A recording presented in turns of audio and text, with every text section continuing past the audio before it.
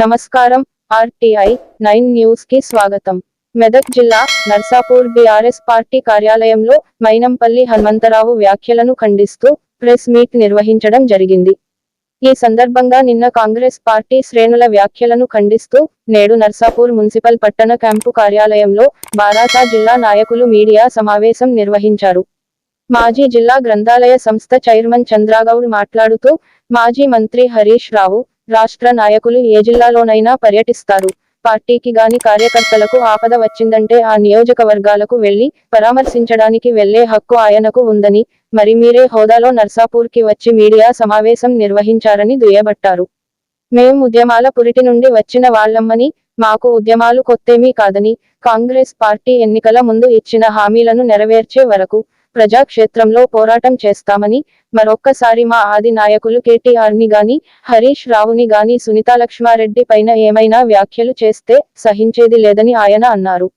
ఈ కార్యక్రమంలో Narsapur municipal vice chairman Nayeem Uddin, senior నాయకులు సత్యం గౌడ్, షేక్ హుస్సేన్, నర్సాపూర్ మండల అధ్యక్షులు భోగశేఖర్, కౌడిపల్లి పార్టీ అధ్యక్షులు సారరామ గౌడ్, బొడ్ల నవీన్ గుప్తా, జితేందర్ రెడ్డి, శివకుమార్, గుంజరి ప్రవీణ్ కుమార్, జగపతి, జీవన్ రెడ్డి, బిక్కు నాయక్, శ్రీనివాస్ రెడ్డి, మనోహర్ రెడ్డి, సుధాకర్ రెడ్డి, సద్దు, సలీం, జాన్, హైమద్ మోహిన్, నియోజకవర్గ స్థాయి ప్రజాప్రతినిధులు హాజరు కావడం జరిగింది.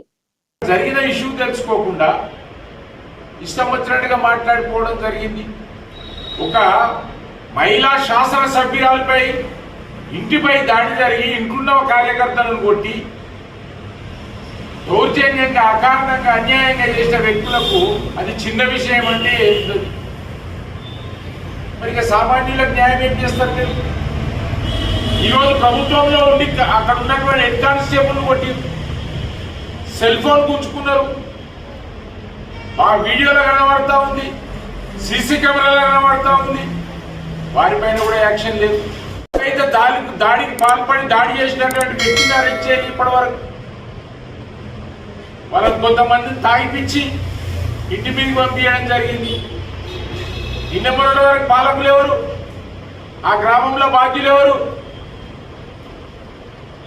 మీకు ఏం తెలుసుకోకుండా ఇష్టం వచ్చినట్టుగా హరీష్ రావు గారిని, కేటీఆర్ గారిని భాష విధానం ఏందని ఒక సామాన్యుడు కూడా గ్రామంలో మాట్లాడతలేడు. ఈరోజు మీ నోటికి వచ్చినట్టుగా వాడు అన్నదమ్ములు, బావబామర్దులు, వాడు వీడు ఏంటది? వేరే వాళ్ళకు కూడా మాట్లాడొస్తుంది. నోరుంది కదా అని మాట్లాడడం సమంజసమైన మాట కాదు. ఆయన పైన మాకు అపారమైనటువంటి గౌరవం ఉంది. కానీ ఈరోజు ఈ నర్సాపూర్ కాన్స్టిట్యున్సీలో కానీ మెదక్ జిల్లాలో కానీ అరే ఈయన ఇంత చిల్లర ఉన్నాడనే మాట వస్తూ ఉంది. ప్రజలంతా మాట్లాడుకుంటూ ఉన్నాము. ఇక్కడ జరిగిన సందర్భం ఏంటి అంటే నువ్వు వారికి సపోర్ట్ చేసినట్టుగానే కదా. ఏదైతే దౌర్జన్యం చేసిరో, ఏదైతే అన్యాయం చేసిరో అటువంటి వాళ్ళకి సపోర్ట్ చేసినట్టుగానే కదా మాట్లాడు. చిన్న విషయం అంటారు. చిన్న విషయం ఎట్లయితుంది? ఎక్కడిదో రాష్ట్ర చరిత్రంతో చీడబెడుతున్నావు. ఇక్కడ ఏం జరిగింది? ఈ ఇష్యూ గురించి మాట్లాడు. కొంచెం ముంగడ పెడతావు. అయినా ల్యాండ్ ఇష్యూ పంచాయతీ బిజిలిపూర్ది కానీ, ఇక్కడ పెద్దగొట్టు ముక్కల ఇష్యూ కానీ, దొద్దుకుంటే ఇష్యూ కానీ, అది వాళ్ళ పర్సనల్ ఇష్యూస్. అటువంటి గుండాలతో ఫోటో దిగినట్టు నెంబర్ ఆఫ్ పీపుల్స్ వస్తారంటే దగ్గరికి. మాస్ లీడర్ హరీష్ రావు అంటే మంచోళ్ళు వస్తారు, చెడ్డోళ్ళు వస్తారు. నీ దగ్గర కూడా వస్తారు తెల్లారంగానే. నువ్వు నీ గుండావారా, నువ్వు ఎన్ని మంటలు చేసినావు, నువ్వు ఏం చేసినావు అని అది సెల్ఫీ తీసుకుంటావా? ఈ ఫోటోలో దిగిన వాళ్ళు వీళ్ళు ఇట్లున్నారు అంటున్నారు. ఎంతవరకు సమంజసమైనటువంటి మాట? దీన్ని తీవ్రంగా మేము ఖండిస్తూ ఉన్నాం. ఏదైతే మా ఆదినాయకుల పైన మాట్లాడినటువంటి హరీష్ రావు గారి పైన కానీ, కేటీఆర్ గారి పైన కానీ, కేసీఆర్ గారి పైన మాట్లాడినటువంటి మాటలు తీవ్రంగా ఖండిస్తున్నాం. బీఆర్ఎస్ పార్టీ తరఫున ఈరోజు సునీతాలక్ష్మారెడ్డి గారి, అదేవిధంగా మా ఆదినాయకత్వం బీఆర్ఎస్ పార్టీ తరఫున మేమందరం పనిచేస్తూ ఉన్నాం. సమైక్యంగా ఉన్నాం. మంచిగా కలిసిమెలిసి ముందుకెళ్తా ఉన్నాం. మొన్న అక్కడ జరిగినటువంటి ప్రోగ్రాం చూసి ఓర్వలేకనే ఈ కార్యక్రమాలు చేస్తూ ఉన్నాం. సమిష్టిగా ఉన్నటువంటి మా కార్యక్రమాలు చూసి మీరు ఇచ్చినటువంటి వాగ్దానంలో కూడా ఫెయిల్ అయ్యి ఒక ఎమోషనల్ ఫీల్ అయ్యి రోజు రోజుకింత క్షీణిస్తున్నాం అనేటువంటి బాధతోని అక్కస్తోని ఈరోజు మీరు వెలగలుగుతూ ఉన్నారు. అంటే యావత్ తెలంగాణ రాష్ట్రానికి సంబంధించినటువంటి మహిళలు కించపరిచినట్టు అది ఏం భాష విధానం? మీరు మాట్లాడిన మాట తీరేముంది? మదన్ రెడ్డి గారిని బొందబెట్టిందని చెప్పడం జరిగింది. మదన్ రెడ్డి గారిని బొందబెట్టలే. మదన్ రెడ్డి గారికి 3 సార్లు కేసీఆర్ గారు టికెట్ ఇచ్చాడు. స్వయాన నిలబడి ఉండి అన్ని రకాలుగా 2 సార్లు కూడా వారిని ఎమ్మెల్యేగా చేయడం జరిగింది. దాని ఇష్యూ నువ్వు చెప్తా ఉన్నావు. నువ్వు మొన్నటి వరకు ఎక్కడున్నావు?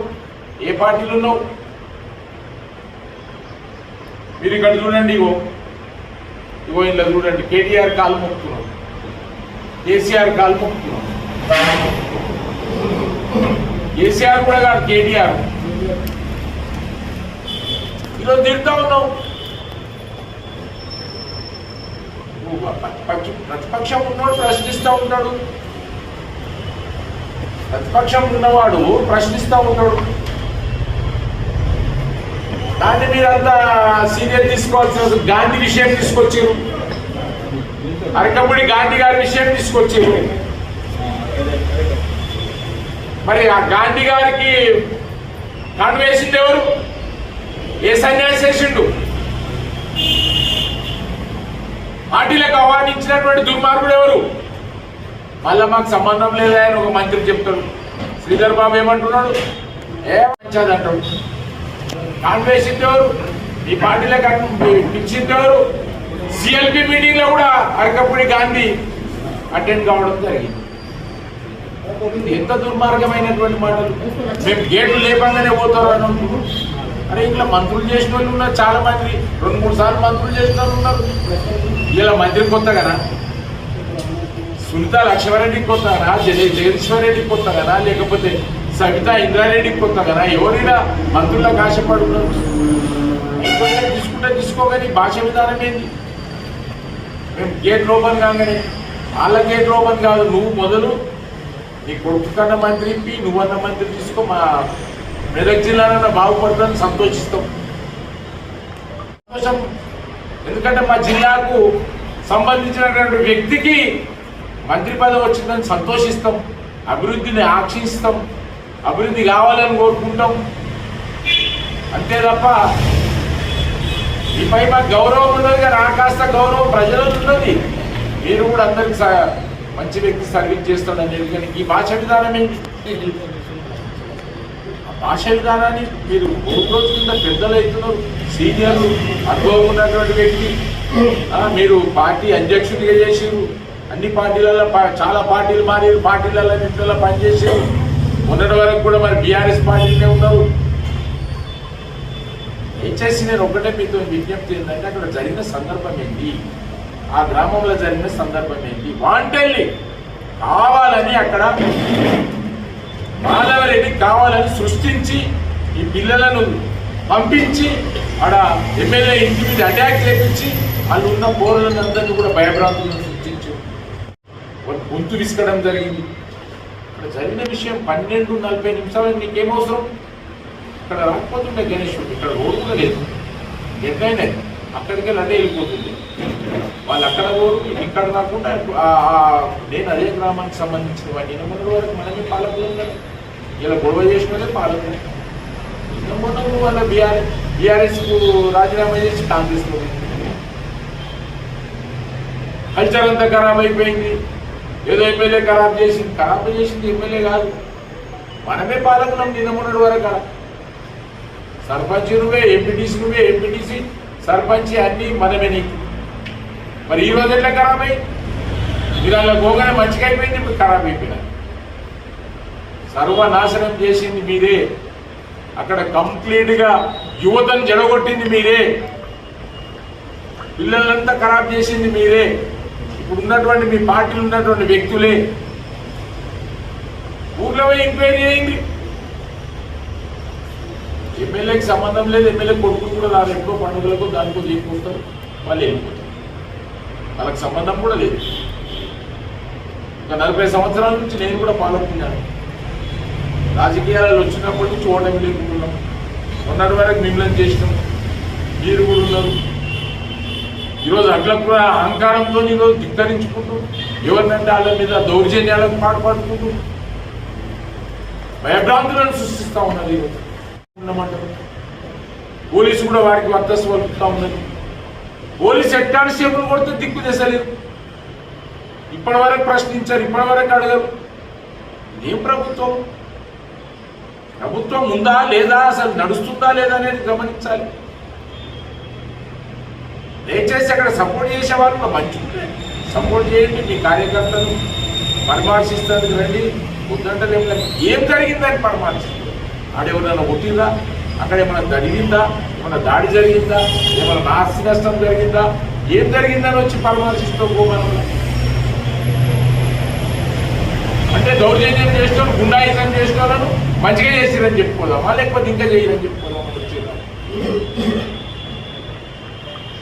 అలజడి సృష్టించి మరి భయభ్రాంతులను సృష్టిస్తే రేపు ఎవరు ఫెయిల్ అయినట్టు ప్రభుత్వం?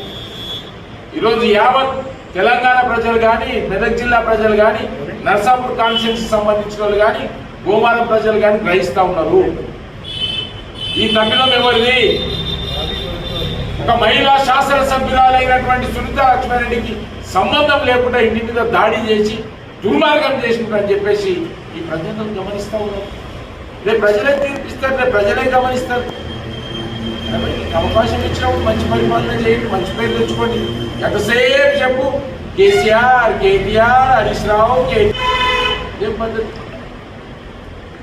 ఏమైనా ప్రజల పక్షా నుండి ఖచ్చితంగా బీఆర్ఎస్ పార్టీ పోరాటం చేస్తుంది, ప్రశ్నిస్తుంది. మీరు ఇచ్చినటువంటి హామీలను నెరవేర్చే వరకు మీ ఎంబడి పడుతుంది, మిమ్మల్ని నిలదీస్తుంది, ప్రజల ఎంబడి పోరాటం చేస్తుంది. ఎవరు వెనుకపోవాల్సిన అవసరం లేదు. వెనుకకు పోవరు. సునీత లక్ష్మారెడ్డి గారి ఆధ్వర్యంలో ఈ నర్సాపూర్ కాన్స్టిట్యున్సీలో ఎవరు భయపడే ప్రసక్తే లేదు. ఖచ్చితంగా కూడా ఇదంతా ఉద్యమాల గడ్డ, ఇది కమ్యూనిస్టులు వెళ్ళినటువంటి గడ్డ, కమ్యూనిస్టులతో పోరాటం చేసినటువంటి గడ్డ, కమ్యూనిస్టులు పోరాటం చేసినటువంటి గడ్డ. అంత ఈజీగా ఏదో మీరు ఇట్లా అనగానే భయపడిపోవడానికి ఎవరు లేదు. ఖచ్చితంగా ఈ ప్రజలు గమనిస్తూ ఉన్నారు. అతి త్వరలో కూడా లోకల్ బాడీస్ లో కూడా మీకు ఖచ్చితంగా బుద్ధి చెప్తారని వైపు కూడా ఈ సందర్భంగా నేను తెలియజేస్తా ఉన్నాను.